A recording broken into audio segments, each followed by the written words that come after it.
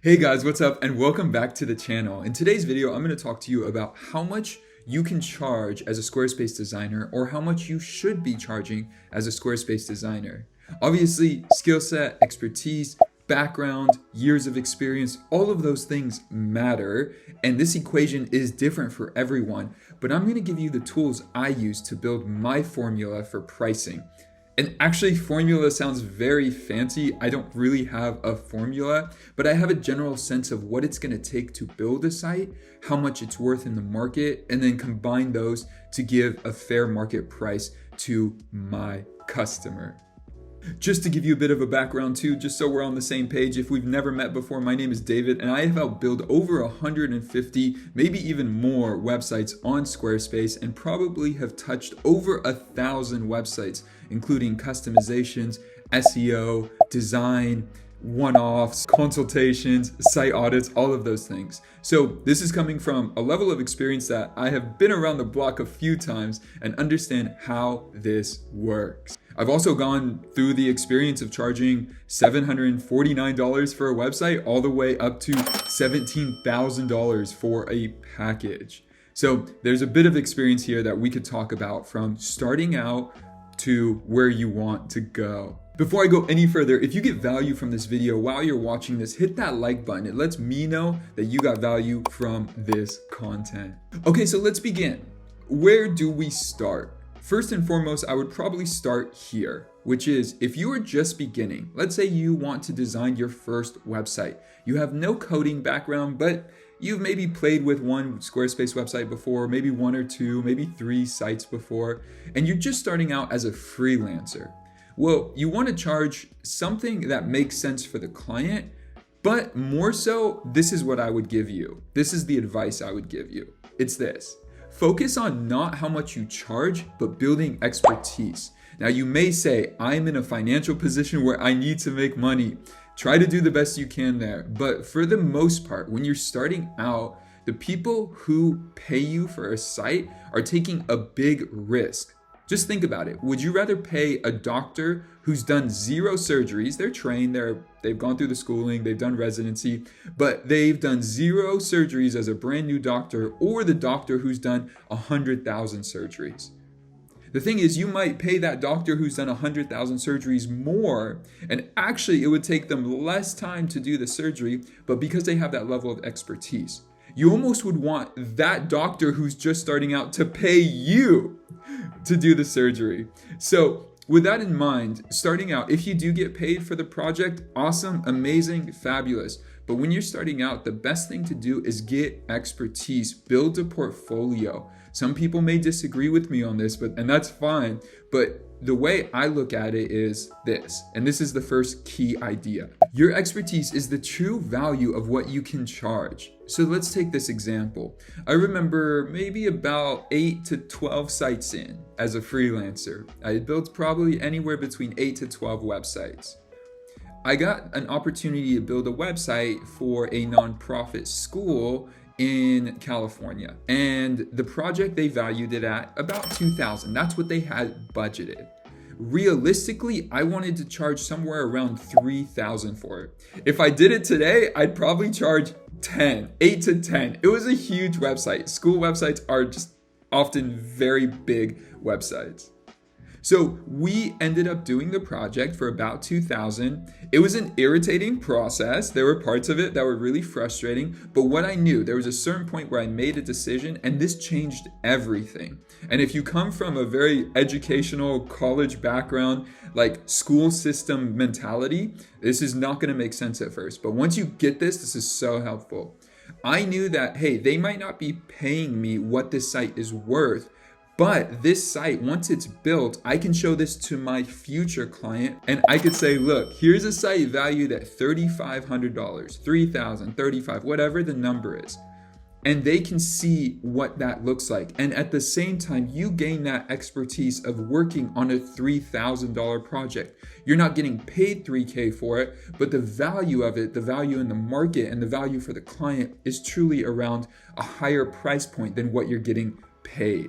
Now, I don't think everyone needs to do this, but it is a great way to build expertise and don't expect the market to just value you because you think you do a good job. That might be hard truth to swallow right now. But the truth is, when you're starting out, even if you have a great design eye, you need to build a level of expertise, not just in designing a site, but delivering value to the client.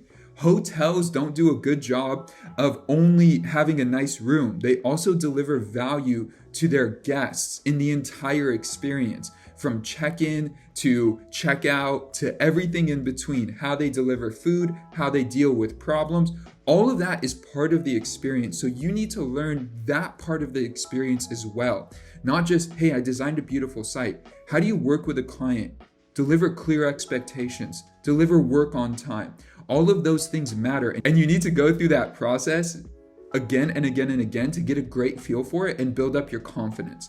Again, this is not a system that everyone needs to do. If you could speed it up, speed it up. But my take on it is build your expertise. While you build your expertise, your confidence will build. And while your confidence builds, you're going to be able to charge more. And the truth is, the journey is just part of the whole entire experience. Because at this point for me, I get hit up for new projects every single week. I say no to them because I'm just not doing that type of work right now. But I get hit up for new projects every week, and I could take them on. And they wouldn't be hard for me because I've gone through this process so many times. It's not new. And so that's what you want to start with. You want to build a clear process. You want to get good at design. And so in the beginning, if you've only built 1, 2, or 3 websites or haven't even started yet, build a site for, say, a nonprofit or a small business or one of your family or friends. I'd probably stay away from family and friends initially, but if that's the only place you could get a site, start there. Go through that process, build it. That's your first site for your portfolio. Then do the next one. Do that a few times, you build a good rapport in the market, and also you have a portfolio to show. Then on top of that, I think the next step, the next key of this whole conversation is what I call the rule of 10. Sometimes it's a rule of 10, sometimes it's a rule of 100, sometimes it's a rule of 1,000. Depends on where you are in the journey. But this is how the rule of 10 goes. Build 10 websites. Don't question the process, don't overthink it, do it 10 times, and then evaluate what you think, what you like, what you don't like, how you package things, all of that. Go through the process enough times to get a feel for it, and also to get a feel of how the client relationship works, how design works, and go from there. So you've started building sites. You maybe built your first one for free, then you charge $500, then you charge $750. I would say when I started out, the first 10 to 20 sites I built were under $2,000. And anytime I saw friends who were charging $3,000 or $4,000 for a website, I was blown away.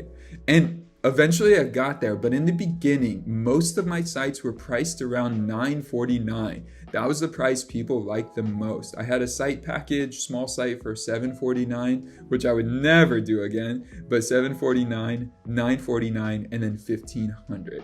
Always offer 3 packages as well. It always gives people options, and most likely they're gonna choose the middle one. And if they're often choosing the top one, well, then you could change your packages. That's a great way to make more money right there. It means that they probably could pay more. So if you price that top one in the middle and then make a package that's bigger, you're moving up the ladder. So there are other things we could discuss in this process about how to charge for your site at this point. We've talked about starting out. We've talked about your first 10 to 20 sites. I built my first 10 to 20 sites for less than $2K. Now I would never even touch a website if it's less than 4, or even think about a project if it's less than 4. Now you need to start figuring out how much time it actually takes you to build the site, work with the client, go from beginning to end, launch the project, how many hours you actually put in. And you also need to figure out what the actual value is for the client. Now, there were a lot of different schools of thought about how to charge clients. But one of the key things to think about is you got to make it worth your time. And often with freelance projects like this, you will charge a premium because you have to factor in insurance money. That's what I would call it. Something to always consider is that the client and the project may go over what you initially expect.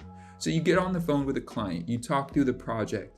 They say, how much is it? You say $1,500. They're like, 1,500 is a lot. Is there any way we could do it for 1,000? Well, we could do it for 1,000, but we got to cut a few things. And it's like, okay. And then they just try to get a really good deal. But then when you're in the project, let's say they decide to add a page or make an adjustment or make 3 adjustments. They decide to go a whole new route with a section or a page or the home page, and you spent a lot of time on it.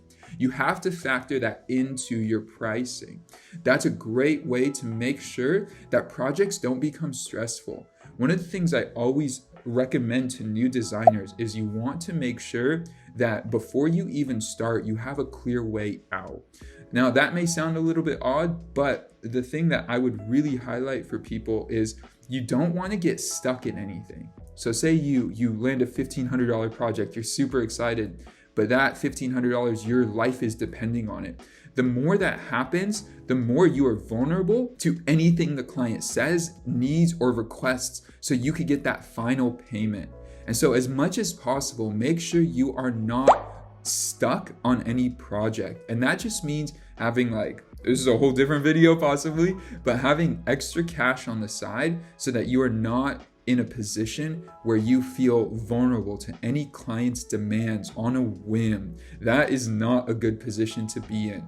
The more confidence you have, the more you can say no, the more you have clear boundaries, works better for everyone in the relationship. Now, that was a little bit of a tangent, but I think that could be helpful as you are starting out.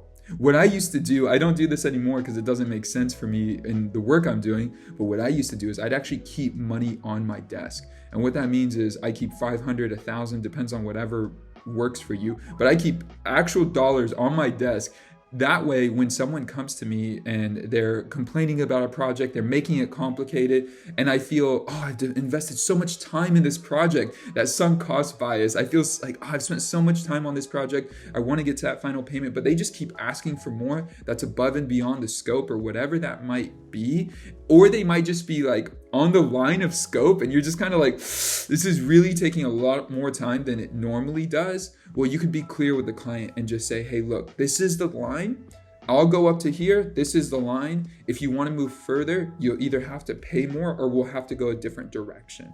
So any of those things really help in that process. Now, back to how much you charge. I would say an average 4 to 8 page website, you can charge anywhere between $3,000 to $6,000 for. Now, the thing that makes a website valuable, and this is where so many people miss it. I actually wish I could give more advice and tips in this world. So if you have any questions, leave them down below. But truly, at the end of the day, where most of the value comes from for the client is not just in customizations. So the more you charge doesn't mean it's a more custom website. It just means that it's simple, the user experience is great, and also depends on what the client needs. Most of the clients I've worked with that are 10K and above are actually just asking for a really nice online brochure. They're not trying to market, they're not trying to show up on Google, they're not trying to do anything fancy. All they want, some are, but a lot of them, they're just trying to build a really reputable website so that when one of their potential clients goes and reviews their site, they see something beautiful. And that just means a really clean user experience, a really clean interface, no mistakes, all the buttons work, everything is easy to navigate. And those are basic design principles that you'll learn over time as you build more websites. It's not to be fancy and add in all these cool little tricks and colors and things. I always say this example, and I think it gets overlooked. I've seen amazing websites that look beautiful, designed beautiful. They make no money. And I've seen websites that are on basic templates that you look at and you're like, did they even spend any time on this? That are bringing in millions of dollars. At the end of the day, design specifically is really helpful, but don't get caught in the design wheel of if it's not beautiful, it's not worth a lot.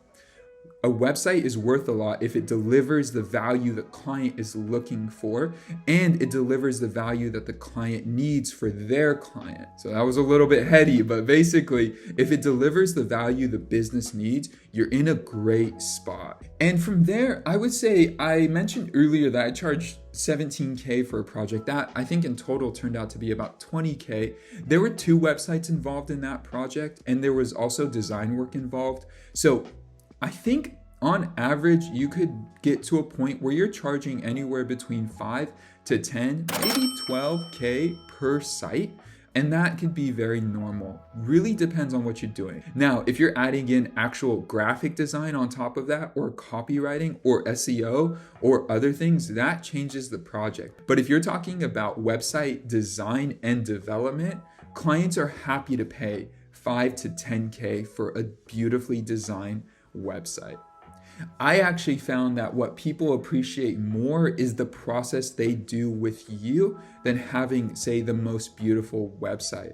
So if you're fun to work with, or you're easy to work with, or you're a clear communicator, those things actually matter a lot. And so if you prioritize those things, communicate clearly with the client, set clear expectations, let them know where you are at any step of the process, make sure when they launch, you train them and they know where to go from there. Those things are actually quite amazing and valuable.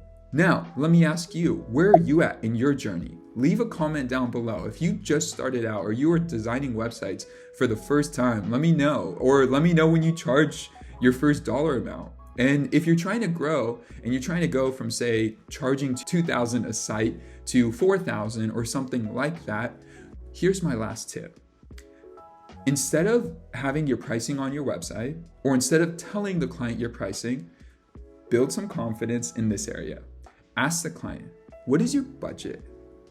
And they might come back to you, and there's like a back and forth that you can do with them. They might come back, oh, I've never done this before. How much do you charge? You could say, you could kind of go back and forth. There's a whole conversation there that I think the YouTube channel, The Future, Chris goes through, that you could learn from him.